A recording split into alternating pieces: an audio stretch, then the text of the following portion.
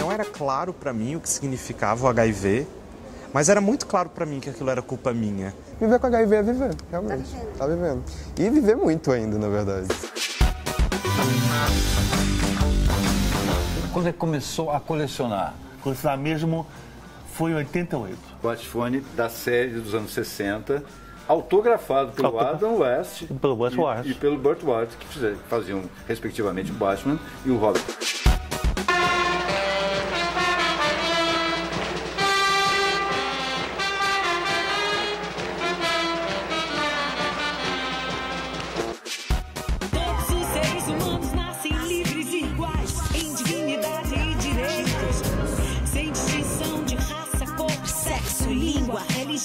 Opinião nem de riqueza, nascimento ou qualquer outra condição.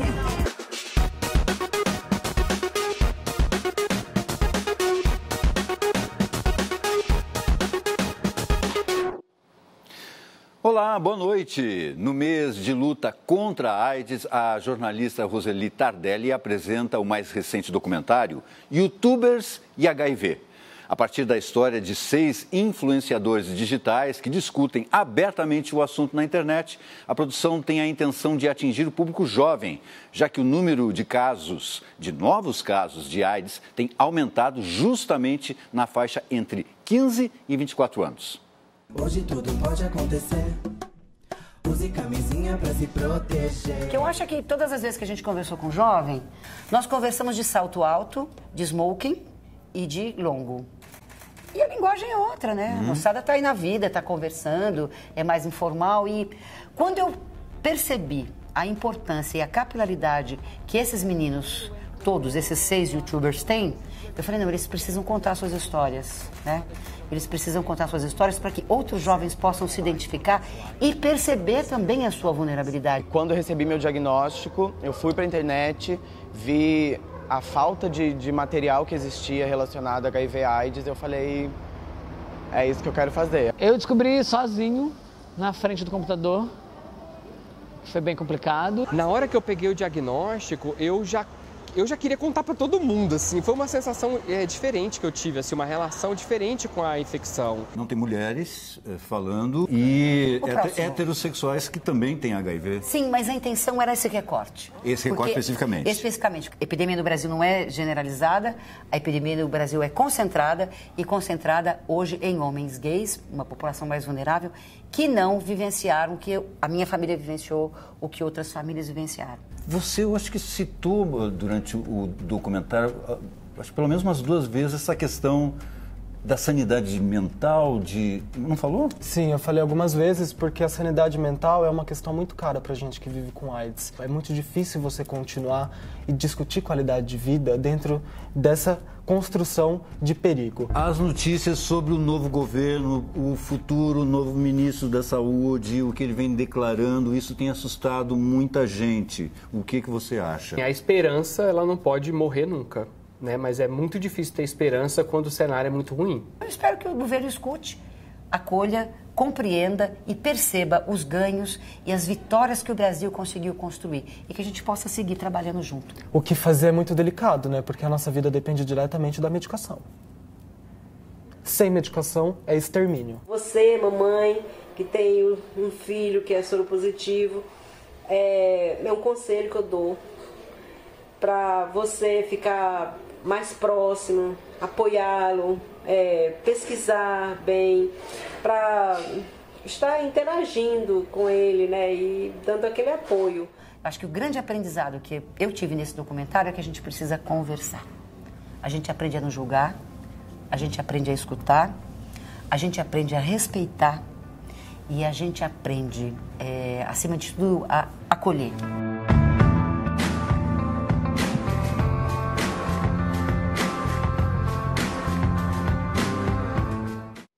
É muito importante, você tem que continuar falando sobre isso porque não existe mais grupo de risco, existe comportamento de risco, isso sim. A Comic Con Experience, que terminou no último domingo em São Paulo, bateu recorde de visitantes, foram 262 mil pessoas em 4 dias, a próxima só daqui a 1 ano. E agora você me pergunta, o que eu vou fazer? Olha só, se você gosta de quadrinhos, cultura pop e por aí vai, ainda tem uma série de exposições na cidade. Que tal aproveitar? Tem uma sobre a obra do Lourenço Mutarelli no Sesc Pompeia. Tem uma outra sobre o trabalho do Marcelo de Salete, a história negra em quadrinhos no Museu Afro Brasil. E tem a super exposição dos quadrinhos no Museu da Imagem e do Som. E é lá que nós vamos dar uma volta agora.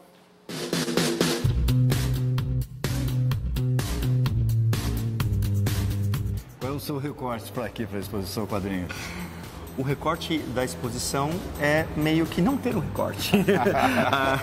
É um projeto, é difícil, né? É muito difícil. E a oportunidade de fazer uma exposição muito ampla para contar a história das histórias em quadrinhos era algo que não dava para deixar passar. Normalmente, numa exposição, você tem até 4 acervos. Aqui a gente tem mais de 10. Porque o desafio de montar uma exposição tão ampla passa por isso. A gente teve que buscar muitos itens em muitos lugares. Como você chegou nessas pessoas? Nós colecionadores temos meio que uma confraria ali que todo mundo se conhece. Eu sempre fiz exposições e eu colocava elas de pé com base no meu acervo pessoal, que é bastante vasto. Desses 600 itens, 300 são meus. A gente começa a exposição falando de desenho rupestre. Então, não dava para deixar passar a piada de começar a falar de desenho rupestre sem colocar ali os nossos personagens pré-históricos favoritos. Os Flintstones estão lá, também está o Piteco, está o Horácio, está o Maitor. Por incrível que pareça, nós estamos no banheiro do Miss. A gente roubou o banheiro do Miss para poder fazer um capítulo especial dentro da exposição. E o capítulo especial é o erótico? O erótico, que o Brasil é muito forte no quadrinho erótico. Então o banheiro foi o lugar ideal para a gente contar essa história e a gente queria que o espaço tivesse alguém que fosse o dono desse espaço. E elegemos quem? A Rebordosa na sua banheira, claro, recepcionando as pessoas aqui como se o banheiro fosse dela e você estivesse invadindo o banheiro da Rebordosa. E aí a gente fala de Ângelo Agostinho. É uma escada toda que mostra toda a importância dele. Que é um cara que foi o primeiro quadrinista do Brasil e os americanos falam que o primeiro quadrinho foi o Yellow Kid. Mas a história do Ângelo Agostinho é anterior ao Yellow Kid. Então nós podemos falar que o quadrinho brasileiro é anterior à história dos quadrinhos dos Estados Unidos. A gente está muito acostumado com os super-heróis americanos, da DC Comics, da Marvel Comics, mas o Brasil também tem uma tradição de heróis. Inclusive heróis que foram publicados fora do Brasil. Que heróis, por exemplo? Garra Cinzenta, por exemplo, ele foi publicado na França e na Bélgica. Onde é que estão esses heróis agora? Eles desapareceram, eles perderam o espaço. Eu acho que eles, naquele salar dos dedos, eles desapareceram. Acabou com os heróis brasileiros? Como é que é isso? Eu banharei esses degraus com seu sangue. Você não falou em Marvel e DC ainda? Porque ainda não chegamos à América do Norte. Quando a gente começou a pensar no espaço, a gente falou, como é que a gente vai representar a DC? O Batman ele tem uma peculiaridade. Ele é o cara dentro da DC, o herói, que tem informação de todos os outros heróis e super-heróis e como frear eles, quais são os pontos fracos deles. Então a gente achou que o Batman é o cara que pode contar de todos esses outros porque ele sabe de todos esses outros. Ele é um grande detetive. Então a Batcaverna é o melhor lugar pra gente contar essas histórias da DC. É legal que os visitantes conseguem se lembrar de muita coisa, reconhecem muita coisa, relembram muita coisa. Então é uma viagem no tempo para muita gente, mas também uma oportunidade para conhecer coisas novas.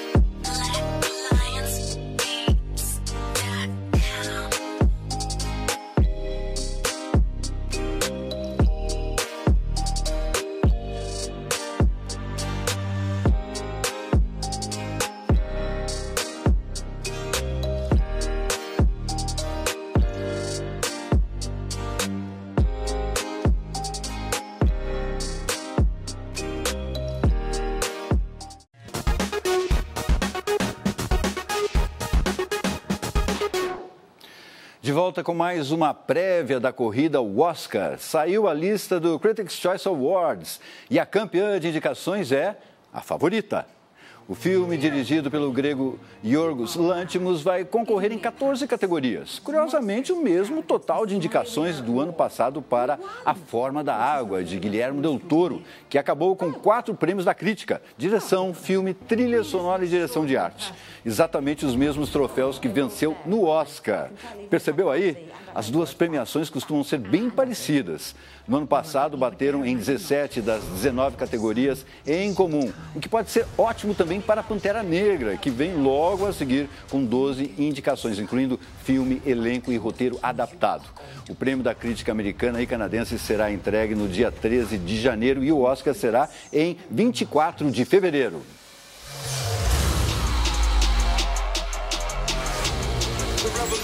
E o filme só estreia aqui no Brasil no dia 24 de janeiro.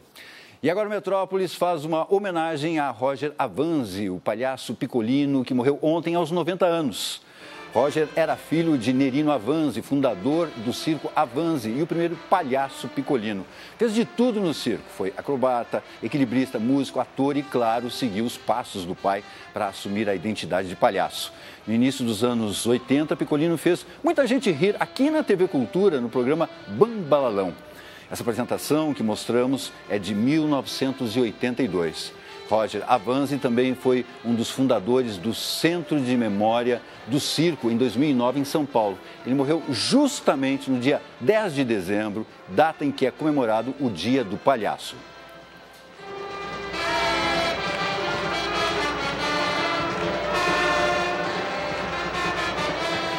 E a gente encerra o programa com um videoclipe da campanha do Conselho Nacional do Ministério Público, comemorando os 70 anos da Declaração Universal dos Direitos Humanos.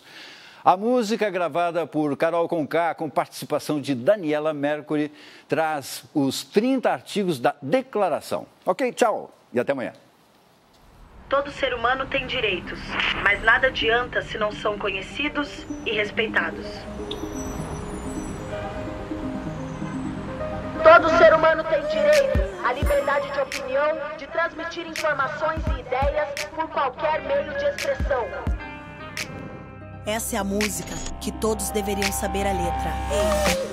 Todo ser humano tem direito à propriedade. Ninguém pode ser mantido em escravidão ou servidão. Ninguém será submetido a tortura, nem a tratamentos ou castigo cruel. Irmãos, nenhum casamento será válido sem o livre e pleno consentimento. Todo ser humano tem direito ao trabalho, a condições justas, sem qualquer distinção.